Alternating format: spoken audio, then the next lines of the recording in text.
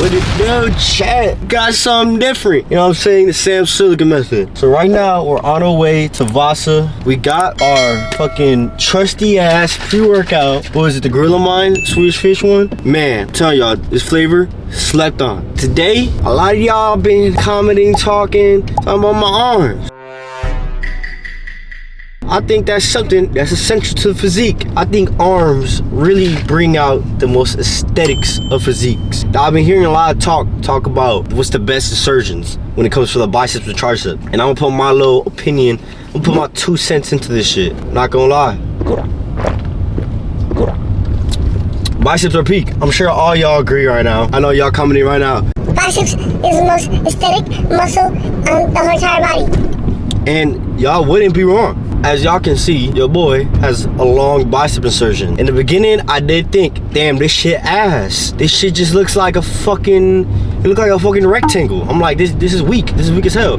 Like, why would anybody think this is peak insertions? But, like they always say, the key is patience. Over time, I really honed in on my skills. I really dedicated myself to the craft of making sure I had no weak points. And at the time when I was younger, I thought biceps were my weaker point, because when I would do my tricep workouts, I'd always be way stronger when I'd be doing my extensions, close grip, whatever the case was, compared to my biceps. And I'm like, there's no way that my triceps would be my weak point. And I really don't know, because I'm not gonna lie, like, you know, I'm used to my body, and of course I'm gonna see like every hold on, I gotta lock in red light here, right here. Sorry, it's Milwaukee, you never fucking know. We had like, you know, flashing red light shits, so I had to make sure I was in my right rotation so I could be able to keep going. But back to what I was talking about, I really thought my biceps were my weak point. So I did put a lot more emphasis on them. And let me say, it was the right way to go, because now your boy is fucking peak with his long insertions. I got that shit grown, full, and now I look sick in shirts. And I never really thought about it. People say, if you have tricep insertions like that overpower the biceps, it does kind of look weird in a shirt. And I didn't even think of it like that. I'm thinking, you know, triceps fill out the shirts. Now I think about it, you're gonna have a weird ass, like, I don't know, like weird ass. Like, you know how somebody has like a weird ass, like built weird? Like when they're wearing like certain sweatpants? I feel like it would be like that, but with your arms. Like, you're just gonna have like that shit just hanging and shit, and it's just not gonna look as like nice and aesthetic. But to be honest, I still think it's really cool when it comes to like masks or just like actually taking videos and shit. Resting when I'm just chilling and I got a pump too, I got it. Or like long biceps is the way to go. And I think that's really good. I mean, it makes sense, you know, when you're on the bodybuilding stage, you want to look aesthetic, you want to look proportionate, and then a lot of times you are like in resting positions. So I guess I'll see from that standpoint, the bodybuilding standpoint, of why a long bicep insertion would be better than a shorter one. I don't know, personally for me, I've been able to really work on my peak more because I realized I had a long bicep insertion. So now my peak is peak. I mean, when I pose from the side, I mean from the back, oh, it's glorious. I mean, it's looking like a mountain. It looks like a softball. It looks like a baseball, you know what I'm saying? Triceps, biceps, which one would you choose? Personally, I ain't gonna lie, I still got triceps. But like I said, that's my opinion. You know, Shin, you know, the tall Asian boy, he was talking to the ASU, I think the ASU frat leader, something like that, Frame Long. By the way, who the fuck is this dude? Like, now that I'm healthy, I can really talk about this shit, like talk about the Arnold. Who the fuck was that guy? I didn't know, like I was working out there, because I looked back in his stream. So he was there for like a cool, like maybe 30 minutes, hour. I'm not gonna lie, he was there for a fat ass minute getting a pump in. And then you can see us entering in. Most of these guys, I didn't want to look fake, okay? Most of these influencers, I did not want to look fake to. So I really kept it like simple, you know what I'm saying? Like, I ain't gonna lie, I asked Shin, hey, you using this? I asked him if he was using the damn preacher. He was cool, I ain't gonna lie. Like, if I had to say out of all like the little group there, I think Shin was really the coolest, chillest dude there. Oh, look at this guy. Look at this guy.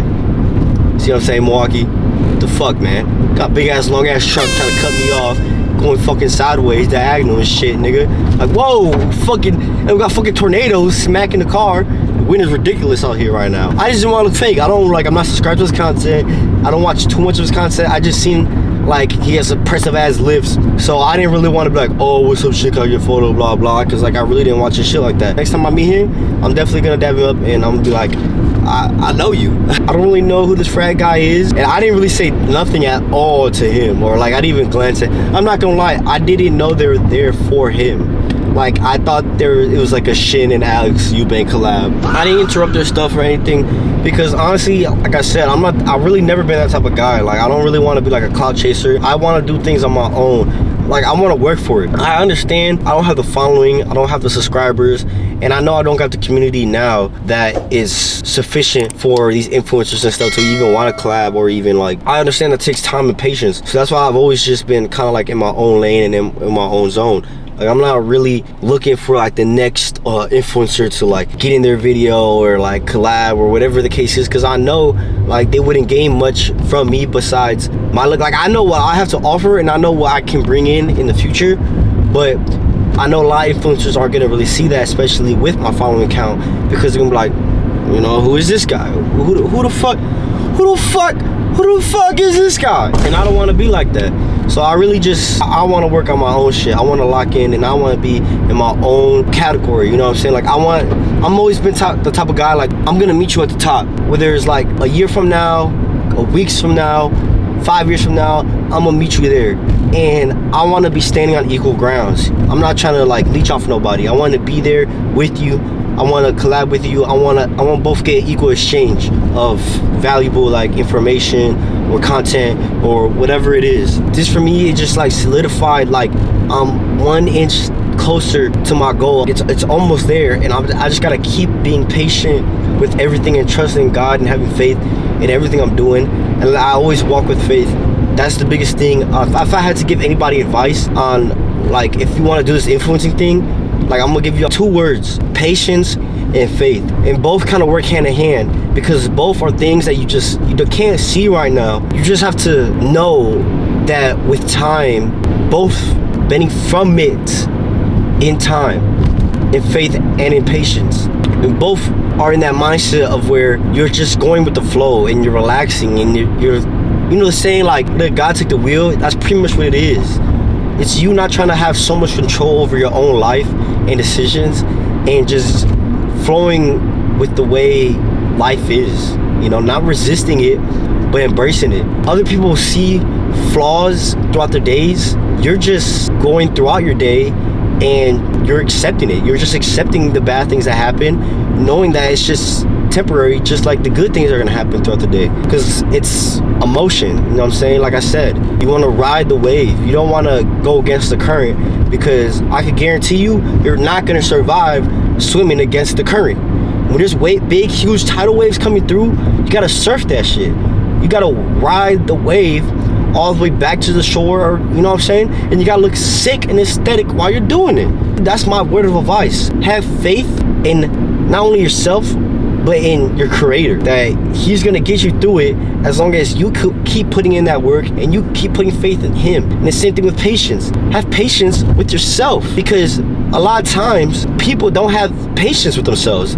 It's like, if you believe in yourself and you want to do this shit, how can you not have patience for yourself? How can you not respect yourself enough and trust yourself enough to know that you're gonna get this shit done regardless, without being patient and just enjoying the ride? Like, I know it's hard sometimes. Like, I find it most hard to really enjoy the ride and be patient in it and really live in the moment. It's just that dog in me. You see what I'm saying? Like, I just want to be excellent in what I'm doing. You know, I want to make sure my content is amazing, and not for like just me, but like for y'all. Like, I want to make sure I'm doing this shit right and at this time and this way.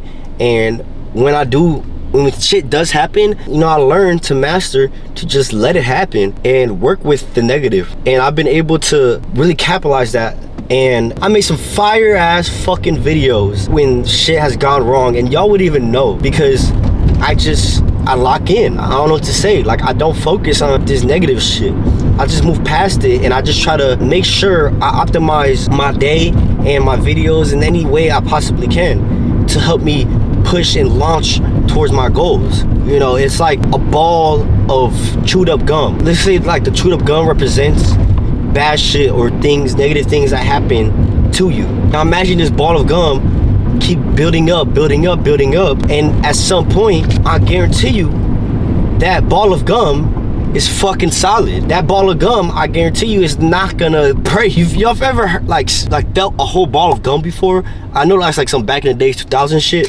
If you ever felt a ball of gum, you understand how durable and how fucking hard and bouncy that shit is. And that's exactly how you gotta treat life. You just gotta bounce back, be resilient, let these bad negative things just build you up and make you so fucking resistant and durable that no matter what, you could bounce back from that shit, or it wouldn't even get to you no more because you just have so much of experience of negative things that nothing shocks or surprises you anymore. Over time, we get used to it, and some people just never know how to handle it over time, and they just keep repeating the exact same bad mistakes and bad things that keep happening to them. But if you can learn from it and sit back and reflect, then you're gonna be able to really walk this confidence like no other, because you've experienced it and you understand how to handle it. I'm gonna continue drinking up this pre. I'm almost at the gym, and I'm gonna see y'all boys when we inside.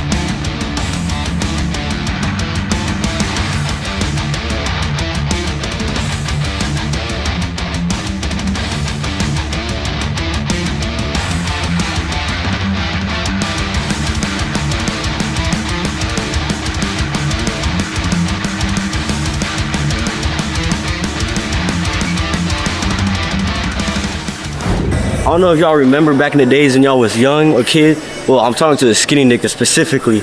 But me and Kevin, that was like one of the first things we fucking like, we dabbed up each other up on. It was like, we both got skinny ass, we both got shoulder blades just poking like a motherfucker out our backs and shit. 10 years later, I still got it, but. Yeah, but like now you got like that muscle around it. I mean, technically I do too. Like my shit still pokes out, but now it's just all that. I remember the feeling of when I was a kid. When I first started off, when I was being skinny. Like, I still remember like how skinny my wrist was and like the feeling of it. It's crazy how far I've came because I could really feel also the difference of how much bigger I am now. It is weird because it's like, it's one of those things that you don't really think about until you're sitting there in the moment realizing, damn, a nigga made it. And I ain't even made it, but like, I just remember like my 16, 15-year-old self would have dreamt to be this physique now. Like back then, I probably would have wanted it for the hoe. We're not really doing nothing with it because now we all fuck. See, I think that's like the trick of it. Like you think when you start this journey, oh, I'm doing it for the hoes, this and that. But once you like actually get into it, you don't even give a fuck no more. Like now you just thinking about the gym and training. Like you just thinking about, oh shit, what's my next diet gonna be? Am I gonna bulk or cut? Instead of thinking about what's the next date gonna be. It's tough out here.